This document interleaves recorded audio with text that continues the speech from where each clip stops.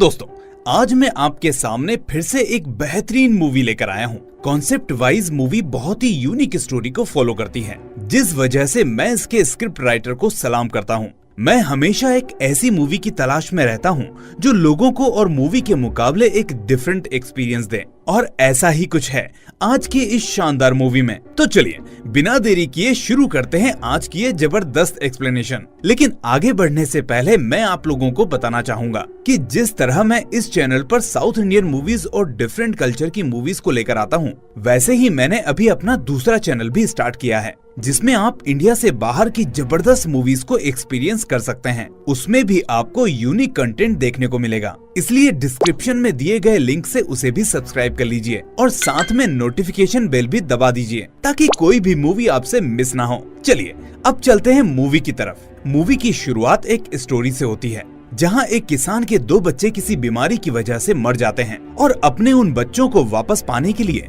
वो किसान अश्विनी कुमारों की पूजा करने लगता है। अब आप में से कई लोग अश्विनी कुमारों के बारे में जानते ही होंगे, लेकिन जिनको नहीं पता उनको मैं बता देता हूँ। हमारे धार्मिक ग्रंथों में अश्विनी कुमार 2 जुड़वा भाई हैं, जो भगवान सूर्य के पुत्र हैं। ऋग्वेद में भी दोनों भाइयों का बार बार नाम आता है, जिनमें दोनों को किसी को भी ठीक करने की शक्ति प्राप्त है, और यहाँ तक कि दोनों किसी भी आदमी को अपनी पावर से जिंदा कर सकते हैं। Coming back to the story, Ashwini कुमारों की इन शक्तियों की वजह से ही वो किसान उनकी पूजा करता है ताकि वो उसके बच्चों को ठीक कर दें। उसकी इस पूजा और तपस्या से दोनों अश्विनी कुमार खुश होकर उसके सामने आते हैं, लेकिन वो इस सृष्टि के नियम के विरुद्ध न जाने की वजह से उस किसान के बस एक ही बच्चे को जीवित करते हैं और साथ में उसे एक वरदान भी देते हैं। वो उस बच्चे को अपने अपने पास से एक मूर्ति देते हैं और कहते हैं कि जब तक ये मूर्तियाँ तुम्हारे पास रहेंगी तब तक तुम्हें कभी भी कोई बीमारी नहीं होगी और न ही तुम किसी अकाल मृत्यु के शिकार होंगे। तुम्हारी मृत्यु जब भी होगी वो प्राकृतिक ही होगी,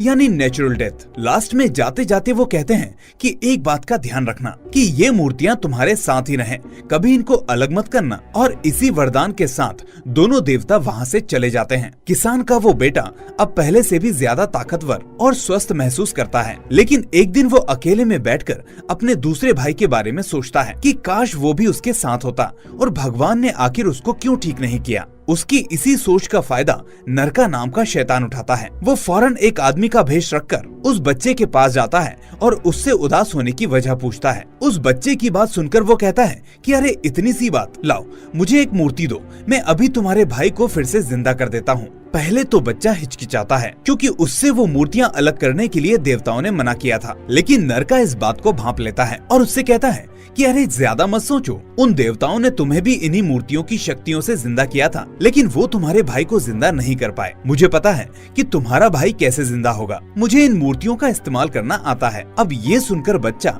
उसकी बातों में आ जाता है और नरका को एक मूर्ति दे देता है। अब नरका उस मूर्ति की शक्ति की मदद से पाताल लोक से एक शैतान को बाहर बुलाता है, जिसके बाद पूरे गाँव में लोगों और जानवरों की मौत होने लगती है। अब इसी के बाद शुरू होती है मूवी की मेन स्टोरी लाइन, जिसे आपको ही ध्यान से सुनना होगा। यहाँ हमें आरती नाम की एक लड़की और उसकी हवेली के बारे में बताया जाता है। आरती असल में एक आर्कियोलॉजिस्ट थी जो रहस्यमय तरीके से गायब हो गई थी। इन्वेस्टिगेशन में पता चला था कि आरती की दिमागी हालत ठीक नहीं थी, इसलिए उसने पहले हवेली में रहने वाले पूरे स्टाफ को मारा होगा, फिर खुद भी मर गई। लेकिन इसके बावजूद इन्वेस्टिगेशन टीम को ना तो उसकी लाश मिली और ना कोई हथियार, पर बाकी पूरे स्टाफ की लाशें हवेली में पड़ी हुई थी। अब इसके बाद मूवी की कहानी को इसी केस के इर्द गिर्द 5 चैप्टर्स में डिवाइड किया गया है। तो यहाँ से स्टार्ट होता है चैप्टर 1, द 2 डॉट्स। इस चैप्टर में हम देखते हैं 5 दोस्तों को, अर्जुन, वरुण, ऋतु, राहुल और ग्रेसी। 5 दोस्त उसी आरती वाली हवेली में आए हुए हैं और इस वक्त हवेली के अंदर ही अलग अलग प्लेसेस पर हैं। वो हवेली के अलग अलग कॉर्नर्स के फोटोज और वीडियोस रिकॉर्ड कर रहे हैं और आपस में बात करने के लिए वॉकी टॉकी का इस्तेमाल कर रहे हैं, पर यहाँ किसी का चेहरा नहीं दिखाया गया, सिर्फ कैमरे के थ्रू वो एक्टिविटीज दिखाई गई हैं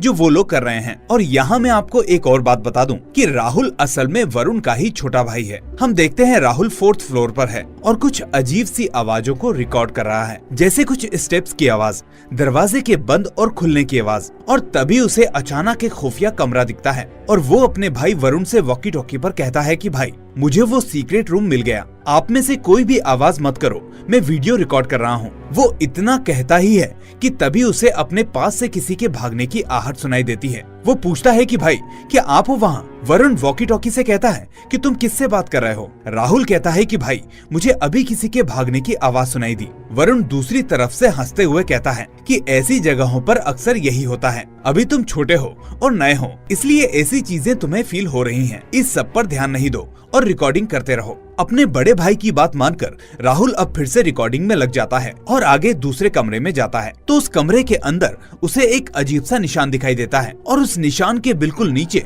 एक चेयर होती है जिस पर एक मरा हुआ पक्षी पड़ा होता है। राहुल जैसे ही उस चेयर की तरफ बढ़ता है वैसे ही उसके ऊपर से कुछ आवाजें सुनाई देती हैं और तभी अचानक कोई उसकी तरफ एक चाकू फेंकता है जिससे वो बाल बाल बच जाता है। लेकिन फिर उसे एक लड़की के हंसने की आवाज सुनाई देती है जिसके बाद राहुल डरकर सीधे अपने भाई वरुण से कांटेक्ट करने की कोशिश करता है। पर तभी हम देखते हैं कि राहुल अचानक ये चिल्लाते हुए वहाँ से गायब हो जाता है कि भैया मुझे बचा लो, भैया मुझे बचा लो। हैरानी की बात ये होती है कि इतनी तेज चिल्लाने के बाद भी किसी को भी उसकी आवाज सुनाई नहीं देती। अब थोड़ी देर बाद वरुण वॉकी टॉकी पर राहुल से कहता है कि क्या हुआ, कहाँ हो तुम, रिकॉर्डिंग हुई या नहीं? अब दूसरी तरफ राहुल था ही नहीं तो जवाब कौन देता। इसी बीच ग्रेसी वरुण से कहती है कि उसे डिस्टर्ब मत करो, वो रिकॉर्डिंग कर रहा होगा, तुम उस सामने वाले कमरे में जाओ, मैं दूसरी तरफ जाती हूँ। इसके बाद वरुण सीधा आरती के रूम में जाता है और वहाँ आके वीडियो रिकॉर्ड करते हुए कमेंट्री करने लगता है। तो दोस्तों मैं आ चुका हूँ इस हवेली की मालकिन के बेडरूम में।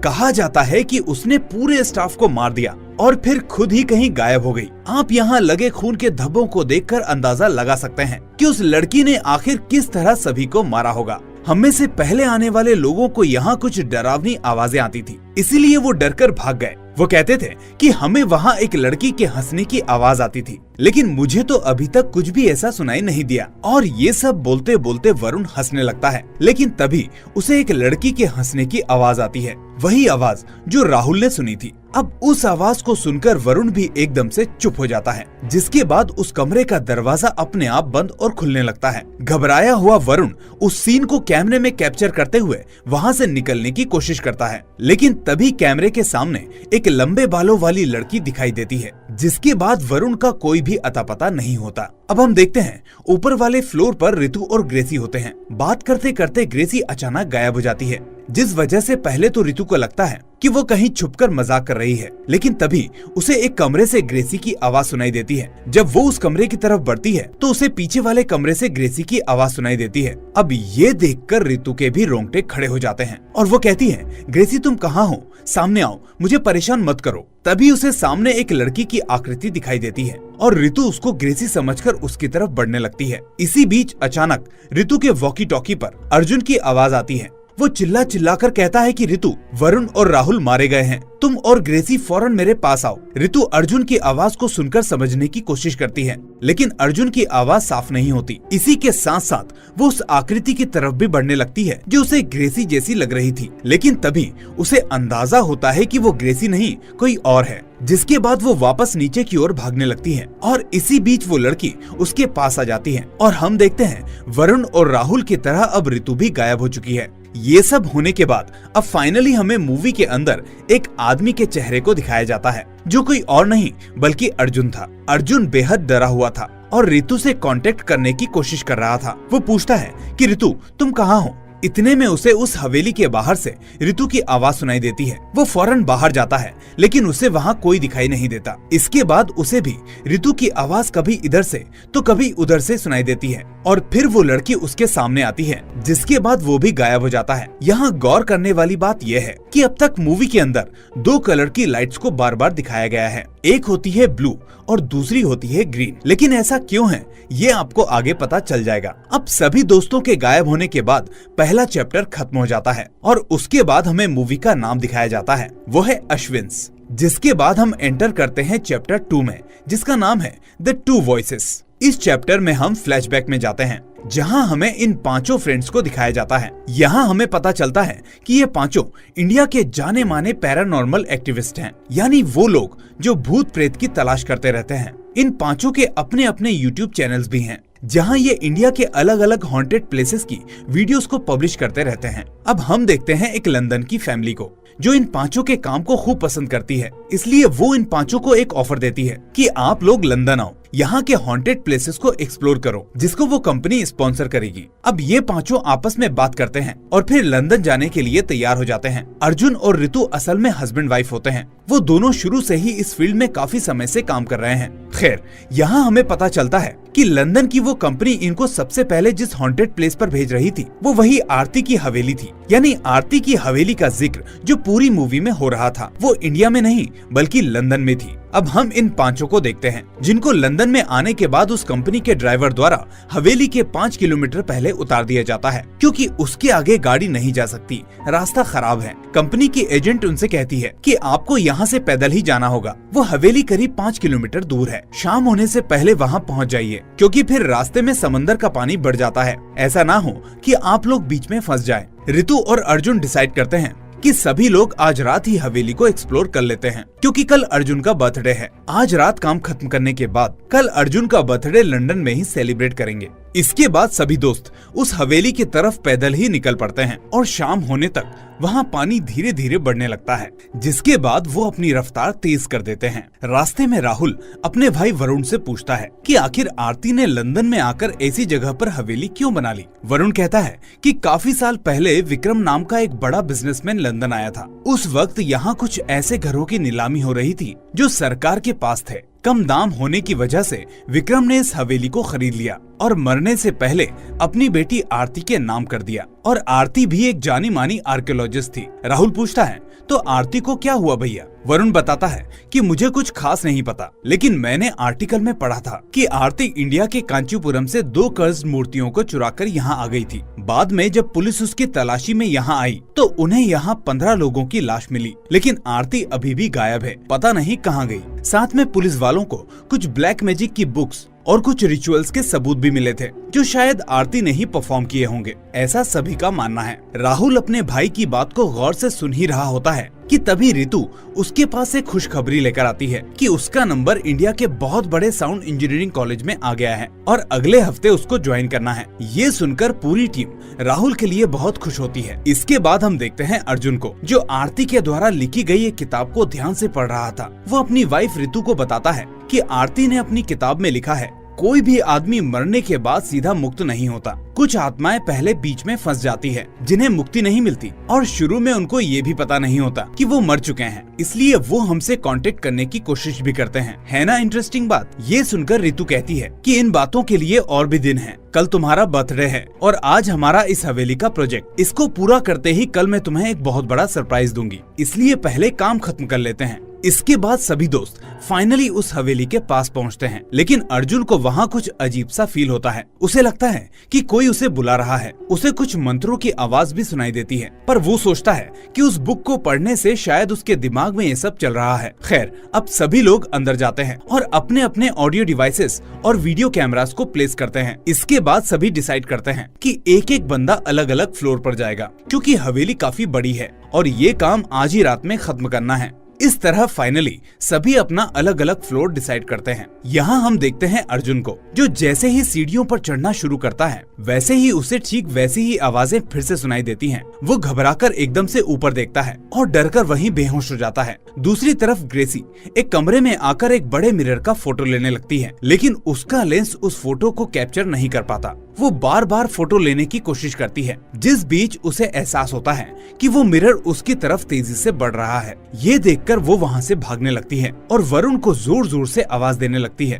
पर वॉकी टॉकी उसी कमरे में रह जाने की वजह से कोई भी उसकी आवाज नहीं सुन पाता और ग्रेसी अचानक से गायब हो जाती है। और यही होता है चैप्टर 2 का दी एंड। इसके बाद हम एंटर करते हैं चैप्टर 3 के अंदर, जिसका नाम है द 2 कर्सेस। यहाँ हम देखते हैं अर्जुन को, जो अभी अभी होश में आता है और होश में आने के बाद उसे फिर से वही आवाजें सुनाई देने लगती हैं। घबराकर वो अपने लोगों से कांटेक्ट करने की कोशिश करता है, लेकिन कर नहीं पाता। उधर रितु भी ऊपर वाले फ्लोर से अपने दोस्तों को कांटेक्ट करने की कोशिश करती है, लेकिन कर नहीं पाती। तभी अचानक ऋतु को एक कमरे से हरी रोशनी आती हुई दिखाई देती है और साथ में एक हाथ दरवाजे के उस तरफ दिखाई देता है। वो फौरन दूसरी तरफ भागने की कोशिश करती है, लेकिन गेट ओपन नहीं होता। पर तभी वो देखती है कि दूसरा गेट बार बार ओपन और क्लोज हो रहा है। ये देखकर वो और डर जाती है और छुपकर वरुण और अर्जुन से कांटेक्ट करने की कोशिश करती है, लेकिन तभी उसके सामने एक लड़की आती है, जिसको देखकर वो तेज चिल्लाकर वहाँ से भागने की कोशिश करती है, लेकिन भाग नहीं पाती और वहीं से गायब हो जाती है। और इस वक्त भी हमें वहाँ वही हरी रोशनी दिखाई देती है। उधर दूसरी तरफ अर्जुन अपने दोस्तों को ढूंढते हुए किसी अलग कमरे में चला जाता है, जहाँ कुछ अजीब से सिंबल बने होते हैं और साथ में एक राक्षस की ड्राइंग भी। वो उनको ध्यान से देखता है, तभी उसे वहाँ खुद का स्केच भी दिखाई देता है, जिसे देखकर वो पूरी तरह से शॉक हो जाता है। इस बीच उसे अचानक ऋतु की आवाज सुनाई देती है और वो हवेली से बाहर उसको ढूंढने आ जाता है। बाहर आने पर वो देखता है कि उसके सभी साथी वहीं मरे हुए पड़े हैं। वो ऋतु के पास जाकर उसको उठाने की कोशिश करता है कि तभी उसे सामने से वरुण आता हुआ दिखाई देता है, जिसके हाथ में ग्रीन टॉर्च होती है। वो अर्जुन से कहता है कि यार अंदर गड़बड़ है, मुझे लग रहा है कि हम सभी की जान खतरे में है। वरुण को सामने देखकर तो अर्जुन के होश ही उड़ जाते हैं, क्योंकि उसकी लाश उसके सामने ही पड़ी थी। और तभी उसे आरती की किताब में लिखी एक वही बात याद आती है कि मौत के बाद हम मुक्ति से पहले एक जगह पर ट्रैप हो जाते हैं, जहां मरने वाले को नहीं पता होता कि वो मर चुका है। इसके बाद अर्जुन फौरन वरुण के पास आता है और उसके कैमरे की रिकॉर्डिंग को देखने की कोशिश करता है, और उसमें वो जो देखता है उससे उसके पैरों के नीचे से जमीन ही खिसक जाती है। वो देखता है कि उसके दोस्तों को किसी और ने नहीं बल्कि उसी ने मारा है। हवेली में आते ही जब वो बेहोश हुआ तब उसका दिमाग उस शैतान के काबू में था। उसे लगा कि वो बेहोश है, लेकिन इस बीच वो एक एक करके अपने सभी साथियों को मारकर हवेली के बाहर जाकर रख रहा था। और यहाँ अर्जुन एक चीज नोटिस करता है कि जब जब वो अपने दोस्तों को मार रहा था और जब जब वो उन आत्माओं की दुनिया को देख रहा था, तब तब उसे वो हरी रोशनी दिखती थी। यानी अभी जो वरुण उस ग्रीन टॉर्च को लेकर उसके पास आया, वो असल में मरकर ट्रैप हो चुका है, लेकिन वरुण की आत्मा को नहीं पता कि वो मर चुका है, जबकि शैतान की वजह से अर्जुन उसे देख पा रहा होता है। और यही होता है 3rd चैप्टर का दी एंड। इसके बाद हम एंटर करते हैं 4th चैप्टर में, जिसका नाम होता है the minds of two worlds. इसकी शुरुआत में अर्जुन बहुत ही कंफ्यूज और डरा हुआ होता है। वो ये जानने की कोशिश करता है कि क्या वो भी मर चुका है और आत्माओं की दुनिया में है, या फिर वो अभी जिंदा है और दोनों दुनियाओं को महसूस कर पा रहा है। तभी उसे आरती की किताब में लिखी कुछ बातें याद आती हैं कि जो आदमी आत्माओं की दुनिया में फंसा है वो वापस इंसानों की दुनिया में यानी अपने शरीर में जा सकता है, लेकिन उसके लिए उसे उन आत्माओं वाली ट्रैप्ड दुनिया से आजाद होना होगा। लेकिन अगर उसे कोई उसी ट्रैप्ड दुनिया में ही मार देगा तो वो आदमी फिर असली दुनिया में वापस अपने शरीर में नहीं जा पाएगा। अर्जुन समझ जाता है कि अगर वो अपने साथियों को बचाना चाहता है तो उसे उन सभी को आजाद करना होगा ताकि वो भी अपने शरीर में वापस लौट सके। इसके बाद वो सीधा ऋतु के बैग की तरफ भागता है और वहाँ से मेमोरी ड्राइव कनेक्टर निकालता है। कनेक्टर के साथ उसे एक प्रेगनेंसी टेस्ट किट भी मिलती है जिसमें रिजल्ट पॉजिटिव था। उसे देखकर वो समझ जाता है कि ऋतु उसे कल यही सरप्राइज देने वाली थी कि वो माँ बनने वाली है। ये देखकर अर्जुन थोड़ा इमोशनल हो जाता है, लेकिन उसका डर इस वक्त उसके इमोशंस पर हावी था, इसलिए वो फौरन उस कनेक्टर के अंदर उस मेमोरी कार्ड को लगाता है जो उसे आरती के कमरे में तब मिली थी जब वो उसके बेडरूम को एक्सप्लोर कर रहा था। फिर वो उसको लैपटॉप से कनेक्ट करता है जिसमें उसे आरती की खुद की रिकॉर्डिंग मिलती है। पहली रिकॉर्डिंग में आरती उन्हें अश्विनी देवताओं की कहानी सुना रही होती है जो मैंने आपको मूवी की शुरुआत में बताई थी। बीच में वो बताती है कि जब उस बच्चे ने एक मूर्ति को उस राक्षस को दिया तब उसने पाताल लोक से एक शैतान को निकालकर उसे उस बच्चे के भाई का रूप दे दिया। इसके बाद जब उन दोनों भाइयों ने उस गांव में कदम रखा तब से उस गांव के लोगों और जानवरों की मौत होने लगी। काफी सालों बाद कुछ ऋषियों ने पता लगा लिया कि ये सब क्यों हो रहा है, इसलिए उन्होंने उस राक्षस को पहले मंत्रों से कैद किया और फिर उससे वो मूर्तियां ले ली। इसके बाद उन्होंने उस राक्षस को पाताल लोक में कैद कर दिया और उन मूर्तियों को आपस में बांधकर कहीं गाड़ दिया ताकि फिर कोई उन मूर्तियों को अलग ना कर पाए और वो राक्षस फिर से आजाद ना हो पाए। पर सैकड़ों सालों बाद आरती ने अपनी टीम के साथ इस विषय पर काम किया और काफी महीनों की खुदाई के बाद उन मूर्तियों को हासिल कर लिया जो ऋषियों ने गाड़ी थी। वो उन मूर्तियों को और कुछ प्राचीन लिपियों को लेकर अपने फ्रेंड के गेस्ट हाउस में स्टे करती है ताकि उन पर रिसर्च कर सके। एक्साइटमेंट में वो इतनी पागल हो जाती है कि अपनी टीम के आए बिना ही उन लिपियों को पढ़ने की कोशिश करती है पर पढ़ नहीं पाती। उसके बाद वो बॉक्स खोलती है जिसमें वो दोनों मूर्तियां रखी थी। वो मूर्तियां किसी तरह के पवित्र धागों से बंधी हुई होती हैं, लेकिन बाहर निकालते ही पता नहीं आरती को क्या हो जाता है। वो फौरन उन दोनों मूर्तियों को एक दूसरे से अलग कर देती है। अलग करते ही अचानक आरती को खून की उल्टियां होने लगती हैं और वहाँ की पावर भी कट हो जाती है। 1 सेकंड बाद ही पावर वापस आती है और वहाँ से एक मूर्ति गायब हो चुकी होती है। अब ये देखकर आरती इतनी डर जाती है कि अगले ही दिन वो सीधे लंदन अपनी हवेली पर आ जाती है। अब एक मूर्ति उसके पास होने की वजह से उसे कुछ ऐसी नॉलेज आ जाती है जो आम आदमी के पास नहीं होती, और तभी वो एक किताब लिखती है जिसमें वो असली दुनिया और आत्माओं की दुनिया के बारे में काफी कुछ इन्फॉर्मेशन लिख देती है। ये वही बुक थी जो अर्जुन ने पढ़ी थी, पर इस नॉलेज के साथ साथ आरती को कुछ आवाजें भी सुनाई देने लगती हैं। वो उस हवेली से भागने की कोशिश भी करती है, लेकिन घूम फिरकर वापस अपने कमरे में ही आ जाती है। अब वो समझ जाती है कि इस तरह वहाँ से नहीं निकला जा सकता, इसलिए वो फौरन उस लिपि को पढ़ने के काम में लग जाती है। कुछ दिनों में आखिरकार वो पता कर ही लेती है कि आखिर उस लिपि में क्या लिखा था। उसे पढ़कर उसके मुंह से अब एक शब्द ही निकलता है, ये मैंने क्या कर दिया, मुझसे बहुत बड़ी गलती हो गई। ये बोलते ही उसे एक साथ बहुत सारी आवाजें सुनाई देने लगती हैं और फिर उसके साथ ठीक वैसा ही होता है जैसा अब तक अर्जुन के साथ हुआ। वो बेहोश होती है, अपने स्टाफ को मारती है, लेकिन उसे कुछ भी पता नहीं होता। अर्जुन अब बाकी वीडियोस को चलाने की कोशिश करता है कि तभी वहाँ उसे वरुण और ऋतु दिखाई देते हैं, वो भी हरी रोशनी में। वो समझ जाता है कि वो अब उन आत्माओं की दुनिया को देख पा रहा है। उसके दोस्तों को नहीं पता कि वो मरकर उस दुनिया में ट्रैप हो चुके हैं, इसलिए वो अर्जुन से मदद मांगने लगते हैं। अर्जुन कहता है कि फिक्र मत करो, सब ठीक हो जाएगा। जिसके बाद वो वापस आरती के कमरे में आकर सीधे लास्ट वाली वीडियो को चलाने लगता है,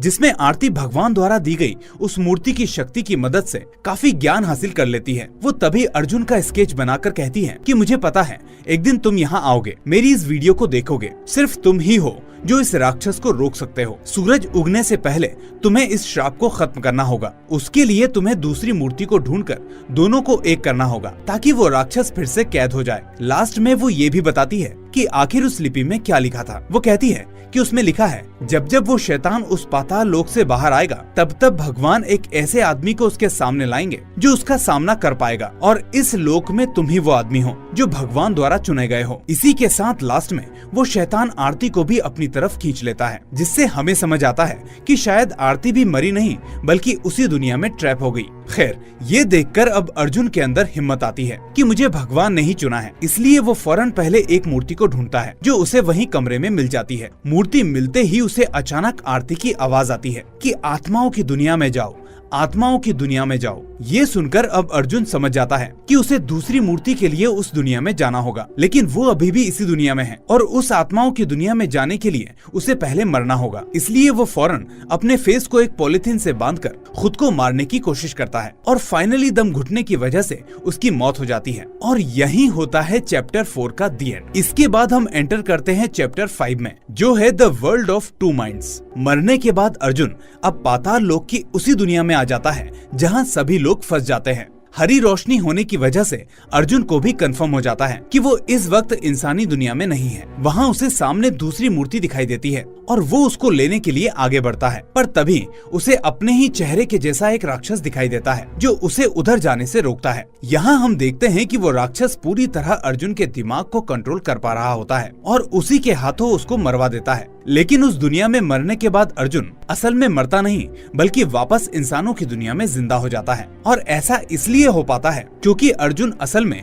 उसी लड़के का पुनर्जन्म होता है जिसे अश्विनी देवताओं ने वरदान दिया था कि वो नेचुरल डेथ से ही मरेगा, कोई उसे मार नहीं पाएगा। इसलिए पाताल लोक में मरने के बाद भी अर्जुन वापस इंसानी दुनिया में आ जाता है। इसके बाद वो वापस खुद को मारकर वापस पाताल लोक में जाता है, लेकिन हर बार वो शैतान उसे कैसे भी करके मार देता है। अब इस चीज से दोनों परेशान हो जाते हैं। अर्जुन तो हार नहीं मानता, लेकिन शैतान इस बात से परेशान हो जाता है कि आखिर ये मरेगा ही नहीं तो मुझे बार बार परेशान करेगा। इसके बाद वो शैतान एक तरकीब निकालता है। इस बार जब अर्जुन पाताल लोक पहुंचता है तो वो वहाँ मौजूद वरुण की आत्मा से उसके ही भाई राहुल का कत्ल करवा देता है। अर्जुन वरुण को समझाने की पूरी कोशिश करता है, लेकिन वरुण उसकी नहीं सुनता। इसके बाद वो ऋतु के दिमाग में घुसकर उसको भी खुद को मारने के लिए कहता है। ऋतु भी उस दुनिया में खुद को मारने की कोशिश करने लगती है, लेकिन अर्जुन उसे समझाता है और उसे वो प्रेगनेंसी किट वाली बात याद दिलाता है, जिसे सुनकर अचानक से ऋतु के दिमाग से उस शैतान का कंट्रोल खत्म हो जाता है। ये देखकर अब अर्जुन को ये पता चलता है कि जिस तरह वो राक्षस सभी पर काबू कर रहा है,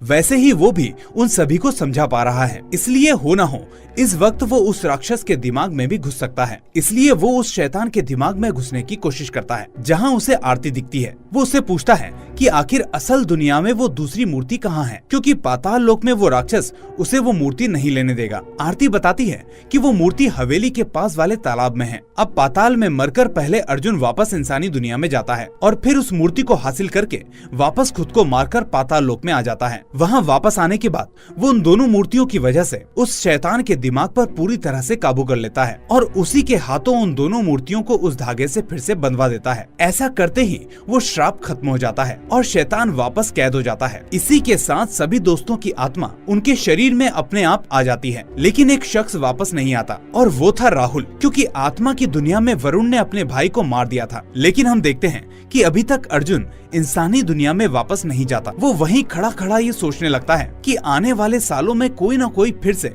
इन मूर्तियों को अलग करेगा और फिर से ये सिलसिला शुरू हो जाएगा। भगवान ने ये मूर्तियां मुझे दी हैं, इसलिए अगर मैं खुद को खत्म कर लूं तो ये मूर्तियां भी भगवान के पास पहुंच जाएंगी। इस तरह हम देखते हैं कि अर्जुन खुद को अब उसी दुनिया में खत्म करने का फैसला लेता है और उसकी बीवी रितु उसे इंसानी दुनिया में उठाने की कोशिश करती है, लेकिन वो नहीं उठता। और इसी के साथ होता है इस मूवी का दी एंड। तो दोस्तों, ये थी इस शानदार मूवी की एक्सप्लेनेशन। मुझे उम्मीद है आपको ये पूरी तरह से समझ आई होगी, क्योंकि इसके पीछे की एक एक डिटेल्स मैंने आपको समझाने की पूरी कोशिश की है। इसलिए इसको लाइक करने के साथ साथ सोशल मीडिया पर शेयर करना मत भूलना। अगर नए हो तो चैनल को सब्सक्राइब करके नोटिफिकेशन बेल को भी दबा देना, ताकि कोई भी मूवी आपसे मिस ना हो। अब मैं मिलूंगा आपसे अगली ऐसी ही जबरदस्त मूवी के साथ। Till then, take care and thanks for watching.